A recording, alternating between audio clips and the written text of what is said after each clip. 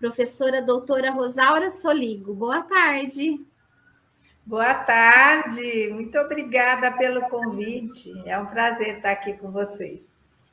Que bom. Era nosso desejo, né, professora Rosaura, que você viesse aqui compartilhar um pouquinho do seu conhecimento, também formadora de professores coordenadores, né? E aí, né? Conta pra gente, indica pra gente o seu livro que tanto você escreveu como inspirou, né? Autora e idealizadora dos Desamorosas. Então, esse é o livro que eu vou apresentar para vocês, né?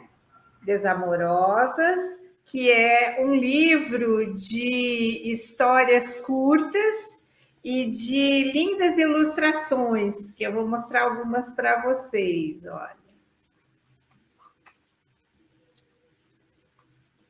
Enfim, para vocês terem uma ideia, né? Então, este livro, ele é resultado de um projeto que tem mais de 10 anos. Na verdade, há 11 anos atrás, em 2010, eu tive a ideia de propor a muitas pessoas que circulavam pelas redes sociais, especialmente pelo Facebook, que elas escrevessem histórias de amor, né?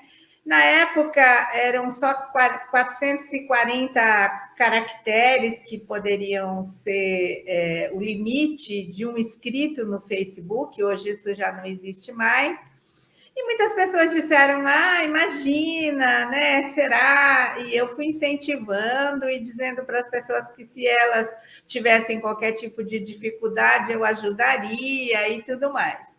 Então, isso reverteu em um conjunto de mais de 1.000 textos, né? E escritos nessa década por 130 autores, na verdade, 136 autores hoje, né? E isso tudo fez com que, depois de algum tempo das pessoas insistindo para que eu publicasse um livro, porque esses textos eram apenas publicados numa página do Facebook, eu acabei, então, assumindo o desafio de, neste ano, produzir esse que veio a ser, então, o livro Desamorosas. Para ficar menos tempo gasto contando histórias sobre a história do livro, eu vou ler para vocês a apresentação, que aparece logo no início, né? Que é a apresentação de tudo que aconteceu até chegarmos à publicação do livro. Ele tem 130 páginas, ele é um livro dividido em 3 partes, que é de escritas biográficas, de histórias e de caraminholas, né? E ele foi ilustrado por um artista plástico muito querido para mim, porque é também meu amigo de infância, chamado Araguaí Garcia, que é de São José do Rio Preto, e o prefácio dele foi feito por um amigo querido também, chamado Alexandre Coimbra Amaral, com quem eu já fiz outros trabalhos anteriormente, e que publicou recentemente esse livro, que eu recomendo para todos que se interessam pelo assunto, que é o Cartas de um Terapeuta para Seus Momentos de Crise. Então, é um livro de cartas, onde em cada carta um sentimento, uma emoção, um afeto acabam sendo a pessoa supostamente que escreveu, né? Aí, quem fez o pós-fácil do livro foi o Carlos Scliar, que é um amigo querido também, com quem eu já compartilhei um outro projeto, que é o da caixinha de palavras sem pressa, que algumas pessoas conhecem, e que a gente vai tirando dela fragmentos literários que foram escritos por ele e por mim, o Carlos Scliar e por mim. Ele fez um ensaio belíssimo sobre o amor, que é o pós-fácil do livro, né? Aí temos o Guilherme Duval Toledo Prado, que foi meu orientador no mestrado e no doutorado, mas que é principalmente meu amigo e com quem eu já dividi a organização de um outro livro, que é o Por que Escrever a Fazer História, que eu gosto muitíssimo de recomendar, porque é um livro com 22 capítulos que falam sobre a importância da escrita na formação. Nós organizamos e escrevemos alguns, mas é um livro de muitos autores, né? E o livro é apresentado também pelo linguista Adail Sobral, que faz uma das orelhas aqui, né? E é também apresentado pela Rosalie Galo, que faz outra das orelhas, apresentando, no caso, o ilustrador, e o Guilherme faz a apresentação na última capa, tá? Então, esse livro só foi possível por causa da amizade que une as pessoas que se engajaram nesse projeto, tá? Então, eu vou ler brevemente para vocês como foi que o livro nasceu, né? Desamorosas é um projeto coletivo que nasceu em dezembro de 2010, com a proposta de incentivar pessoas que circulavam pelas redes sociais a escrever histórias de amor para publicar no Facebook. A intenção principal era desconstruir a ideia predominante de que só escreve quem nasce com o dom. Uma afirmação que eu não concordo, com a qual eu não concordo, né?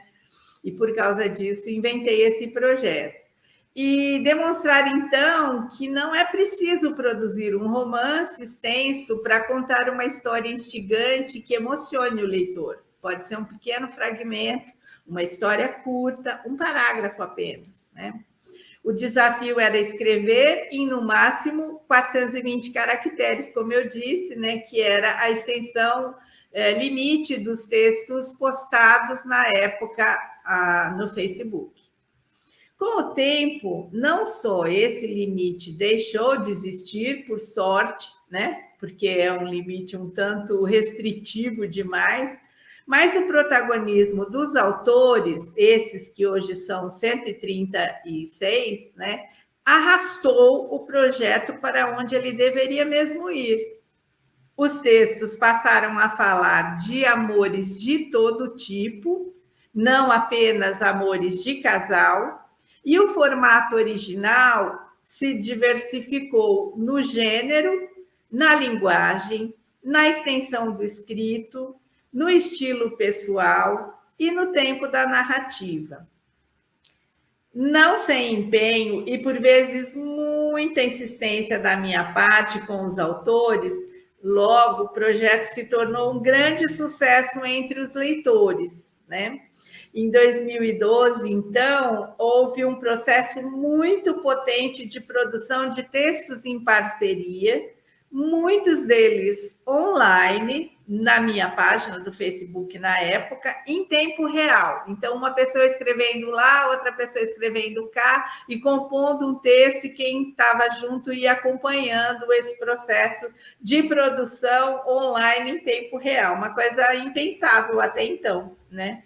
Nesse período, então, foi criada a página Desamorosas no Facebook, que vocês podem acessar, né? É muito simples, basta colocar na janelinha Desamorosas que vocês vão parar lá na página, né? E para quê? Para alinhar as histórias, e o resultado disso tudo acabou se tornando, inclusive, fonte de dados da minha tese de doutorado.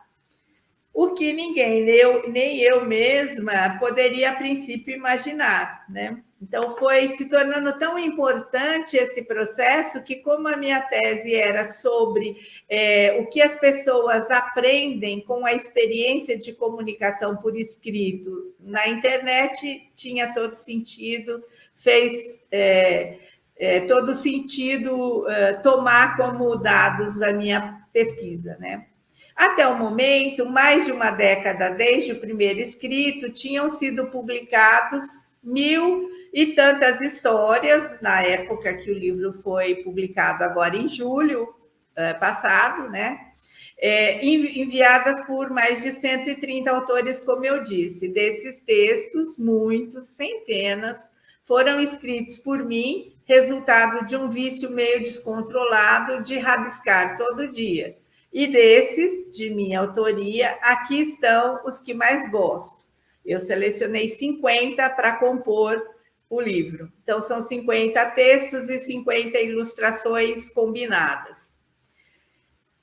Então, não se trata de uma longa narrativa com muitos episódios, como seria um romance, por exemplo, mas de uma coletânea de narrativas breves, produzidas ao longo de anos e reunidas tempos depois. O convite, por isso, é para que o movimento de leitura seja mais a moda da leitura de aforismos, de pequenos pensamentos reflexivos, que pressupõe começar por onde quiser, ler aos poucos, parar para pensar na vida e na própria experiência, voltar atrás, pular páginas, ir em qualquer direção. E foi assim, então, que esse livro nasceu.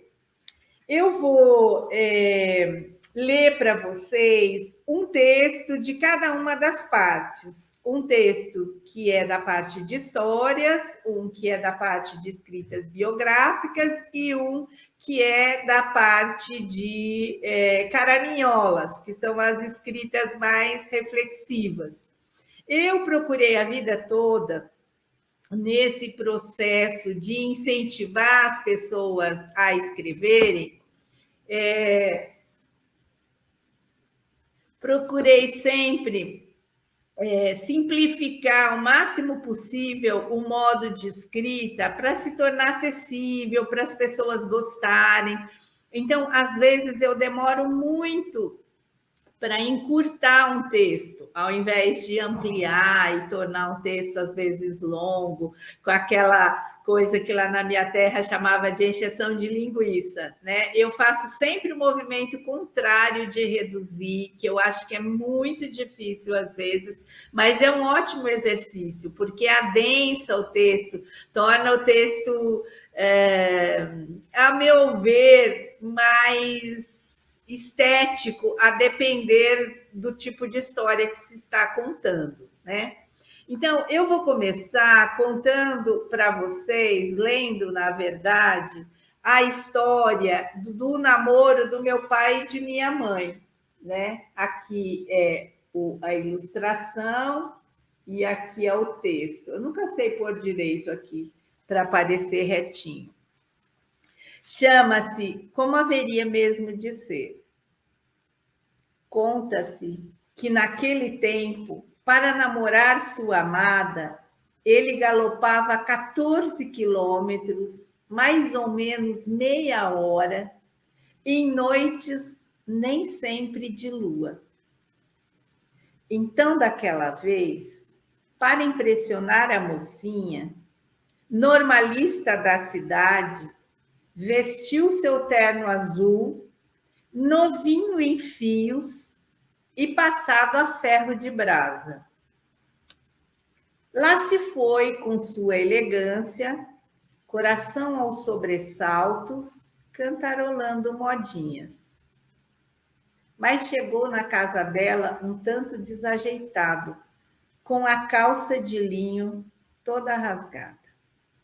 Surgiu um tatu na estrada, o cavalo se apavorou, não houve como contê-lo, caíram no arame farpado. Ela não se abalou por tão pouco, como era mesmo de se esperar. Casaram-se alguns meses depois e seguiram pela vida fora, fazendo e contando histórias como haveria mesmo de ser. Então, essa é uma das histórias que meu pai, hoje falecido, para nossa tristeza, né, contava repetidas vezes ao longo da vida, nas horas de almoço, quando a gente se reunia, né? Essa é uma. há outras tantas, muitas delas não foi possível colocar no livro. E essa que eu gosto muito, eu quis garantir que estivesse entre as 50 do livro. E agora, então, essa é da parte de histórias, e agora eu vou ler para vocês um que é da parte de escritas biográficas, né? Um texto que é dessa parte. E que é, então, assim: Estranhos Pendores, se chama.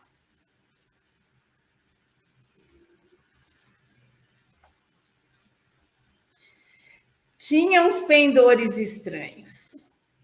Abria portas e janelas pelo meio da noite e as trancava, às vezes, com o sol a pino. E nem era por causa de ventania. Nem sabia bem direito por que era. Também, quando mirava o mar, nem sempre o que via era mar. E, às vezes, quando mergulhava na escuridão da noite, vinham ondas espumadas verde-azular seu olho triste. E fazia bu para o espelho. Toda semana, de sexta no fim da tarde. Era assim, enfim. Hora ou outra falava com seus botões. Achava pulgas atrás da orelha. Tinha dores de cotovelo. Caía quase de joelhos. Dava tiros no próprio pé. E olhava para o umbigo com saudade de sua primeira morada. Viveu desse jeitinho até os 105 anos, sempre com um anel de doce no dedo e um girassol aninhado em seu cabelo de lua cheia. Então, esse é um outro texto da parte de escritas biográficas. E, por fim, eu vou ler agora um texto mais reflexivo sobre as coisas da vida, que é da parte de Caraminholas, então, chamado Nunca Houve para Sempre. Naquele lugar, os anos tinham tempos diferentes para cada um e começavam a qualquer hora. Bastando para isso que um inédito relevante acontecesse. Por isso, todos trabalhavam muito para produzir novos possíveis e garantir um ano novo. Mas como para inventar inéditos há que se ter valentia e espírito de aventura, havia adultos com mais de 500 anos e outros com 2 ou 3 anos apenas. Ali, os anos não envelheciam as pessoas. Ao contrário, filhos e livros eram criações mais comuns. Contudo, alguns preferiam ter somente netinhos e escrever miudezas adensadas em post-its. E outros se dedicavam a inventos tipo lunices, farfalhas, crinumas, cartalúrias, bromentos e esperilhas. Era preciso relevância social, entretanto. Inutilidades tolas, mesmo que de boa procedência e aparentemente razoáveis, tinham efeito inverso e não funcionavam como passaporte para um tempo de recomeço. Nunca houve para sempre por lá. E então as histórias atravessaram o mar em garrafas navegantes, com seus personagens, seus cenários, suas tramas, seus desfechos, seus enfins. Eram nossas histórias, são nossas, todas elas.